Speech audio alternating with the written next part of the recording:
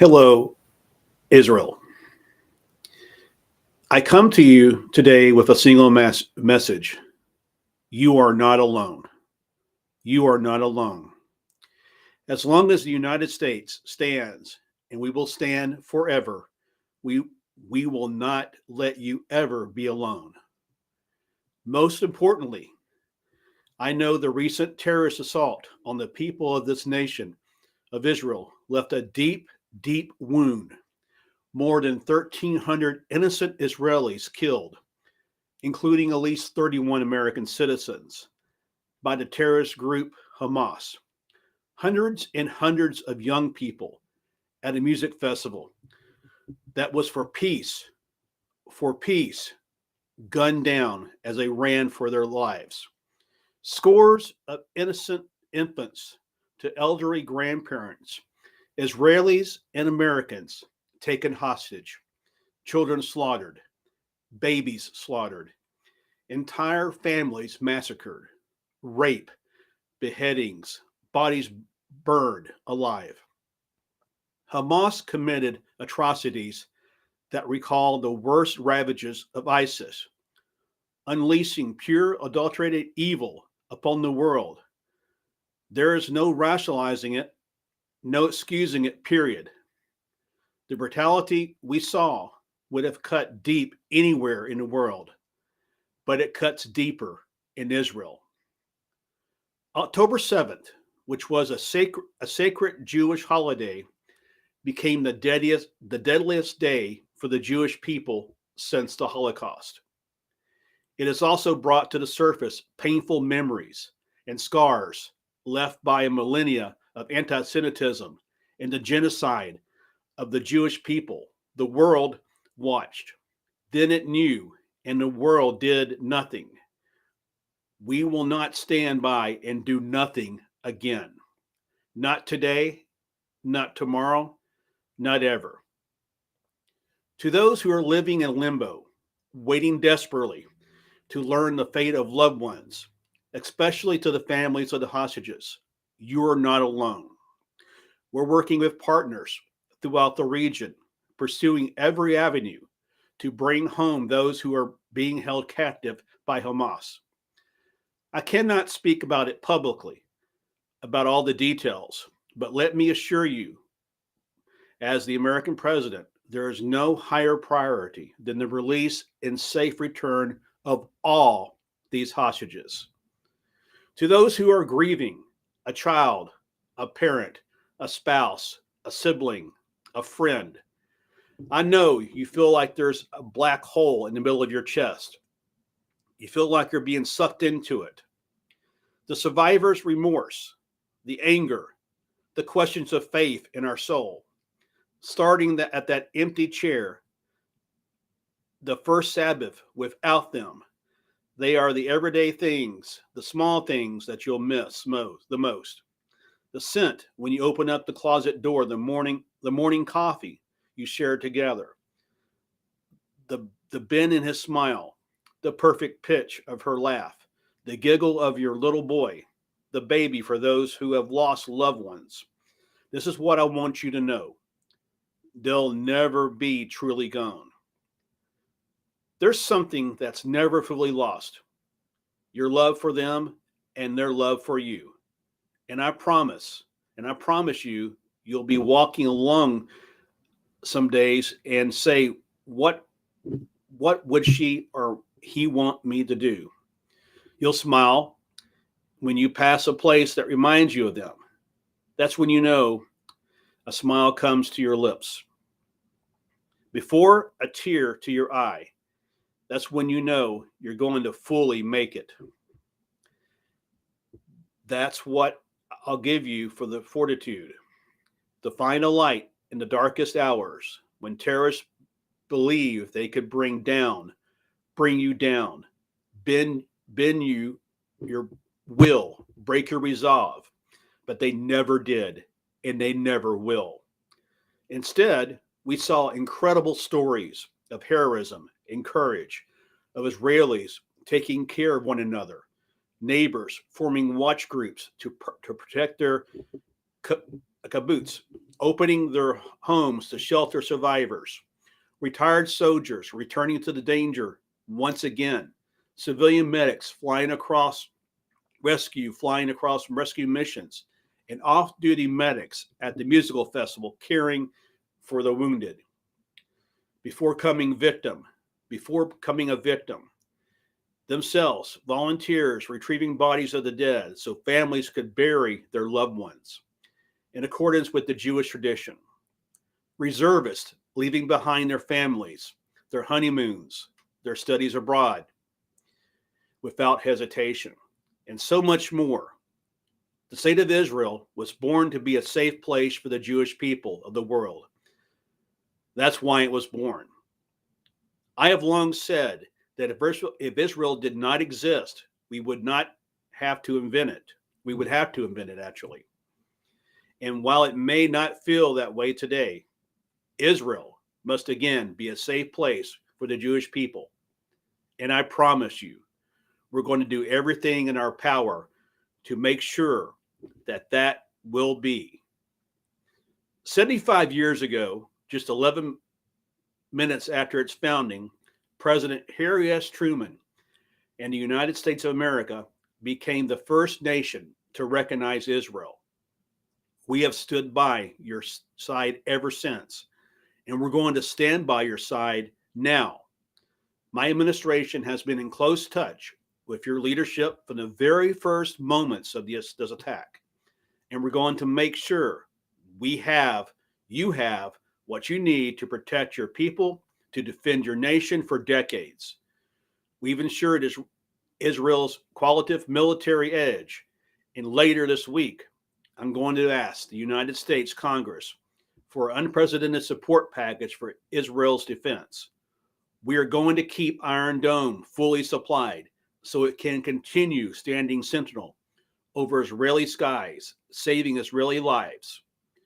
We have moved U.S. military assets to the region, including positioning the USS Ford Carrier Strike Group in the Eastern Mediterranean, with the USS Eisenhower to deter further aggression against Israel and to prevent this conflict from spreading the world. The world will know what Israel is. Israel is stronger than ever before. And my message to any state or any other hostile actor thinking about attacking Israel remains the same as it was a week ago. Don't do it. Don't do it. Since this terrorist attack took place, we have seen it described as Israel's 9/11. But for a nation the size of Israel, it was like 15 9/11s. The scale may be different, but I'm sure those horrors have tapped into some of the kind of primal feeling in Israel, just like it did and felt in the United States. Shock, pain, rage, and all-consuming rage. I understand, and many Americans understand. You can't look at what has happened here to your mothers, your fathers, your grandparents, your sons, daughters, children, and even babies, and not scream out for justice. Justice must be done, but I caution this: while you feel that rage, don't be consumed by it. After 9/11, we were enraged in the United States. And while we sought justice and got justice, we also made mistakes. You know, I will one day hopefully visit your great state. And the decisions, I know the choices are never clear or easy for the leadership of this country or any country. There's always cost, but it requires being deliberate. It requires asking every hard questions. It requires clarity about the objectives and an honest assessment about whether the path you are on will achieve those objectives. The vast majority of Palestinians are not Hamas. Hamas does not represent the Palestinian people. Hamas uses innocent families in Gaza's human shields, putting their command centers, their weapons, their communications tunnels in residential areas. The Palestinian people are suffering greatly as well. We mourn the loss of innocent Palestinian lives, like the entire world. I was outraged and saddened by the enormous loss of life yesterday in the hospital in Gaza. Based on the information we have to date, it appears the result of an errant rocket fire by a terrorist group in Gaza. The United States stands for the protection of civilian life during conflict, and I grieve truly for those families who were killed or wounded by this tragedy. The people of Gaza need food, water, medicine, shelter. Today, via teleconference, I asked the Israeli cabinet this morning to agree to the delivery of life-saving humanitarian assistance to civilians in Gaza, based on the understanding that there will be inspections and that the aid should go to the civilians, not to Hamas. Israel agreed that humanitarian assistance can begin to move from Egypt to Gaza. Let me be clear. If Hamas diverts or steals the assistance, they will have demonstrated once again that they have no concern for the welfare of the Palestinian people. And it will end as a practical matter. It will stop the international community from being able to provide this aid. We're working closely in close cooperation with the government of Egypt, the United Nations, and its agencies like the World Food Program and other parties in the region to get trucks moving across the border as soon as possible. Separately, I asked Israel that the global community demand that the International Red Cross be able to visit hostages. I demanded earlier today that the United States a just demand that the United States fully supports today. I'm also announcing $100 million in new funding for humanitarian assistance in both Gaza and the West Bank. This money will support more than 1 million displaced and conflict-affected Palestinians, including emergency needs in Gaza. You are a Jewish state. You are a Jewish state, but you're also a democracy. And like the United States, you don't live by the rules of terrorists. You live by the rule of law. And when conflicts flare, you live by the rule of wars. That's what sets us apart from the terrorists, is we believe the fundamental dignity of every human life, Israeli, Palestinian, Arab, Jew, Muslim, Christian, everyone. You cannot give up what makes you who you are. If you give up, then the terrorists win. And we cannot never let that happen. You know, Israel is a miracle, a triumph of faith and resolve and resilience over impossible pain and loss. Think about October 7th, the Jewish holiday, where you read about the death of Moses, a tragic story, a profound loss to an entire nation, a death that could have left hopelessness in the hearts of the entire nation. But through Moses, though Moses died, his memory, his message, his lessons have lived on for generations of the Jewish people, as well as many others. And just as the memory of your loved ones will live on as well, after reading the story of Moses' death, those who observe the holiday begin reading the Torah. From the very beginning, the story of the creation reminds us of two things. First, when we get knocked down, we get back up again, and we begin anew. And second, when we are faced with tragedy and loss, we must go back to the beginning and remember who we are. We are all human beings, created in the image of God, with dignity, humanity, and purpose. In the darkness, to be the light until the world is we're about. You inspire hope and light. For so many around the world, that's what terrorists seek to destroy. That's what they seek to destroy. But because they live in darkness, but not you, not Israel, nations of conscious, like the United States and Israel, are not measured solely by the example of their power. We're measured by the power of our example. That's why, as hard as it is, we must keep pursuing peace.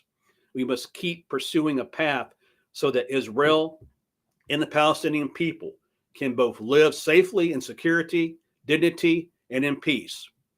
For me, that means a two-state solution. We must keep working for Israel's greater integration with its neighbors. These attacks have only strengthened my commitment and determination and my will to get that done. I'm telling you today that terrorists will not win. Freedom will win. So let me end where it began. Israel, you are not alone. The United States, with you. We are with you. I told you the story before, and I'll tell you again of my first meeting with one of the Israeli prime ministers. I was sitting across from the prime minister at their desk in their office, and we were talking. The prime minister just sitting next to me just before the conflict broke out, flipped the maps up and down, telling me how bad things were and how terrible they were. All of a sudden, they locked the door, and me and she said, "Would you like a photograph?" And I looked at her, and she got up from her desk and walked out to that hallway. I think it's a marble flooring. Walked out in the hallway. We walked out there where a bunch of photographers standing in front of us were standing shoulder to shoulder. Without her looking at me, she said to me, knowing I'd hear her, "Why do you look so worried?" And I said, "Worried? Like, of course I'm worried." And she looked at me, and she didn't look. She said, "We don't worry. We Israelis have a secret weapon. We have nowhere else to go." Well, today I say to all of Israel, the United States isn't going anywhere. We are not going anywhere. We're going to stand with you. We'll walk beside you in these dark days, and we'll walk beside you in the good days to come. And they will come, as you say in Hebrew, which I'm not going to try to attempt to do here, because I'm such a terrible linguist. I'll say it in English. The people of Israel live. The people of Israel live. The people of Israel will be a safe, secure, Jewish and democratic state today, tomorrow, and forever. May God protect all of those who work for peace. God save those who are still in harm's way. Thank you very much.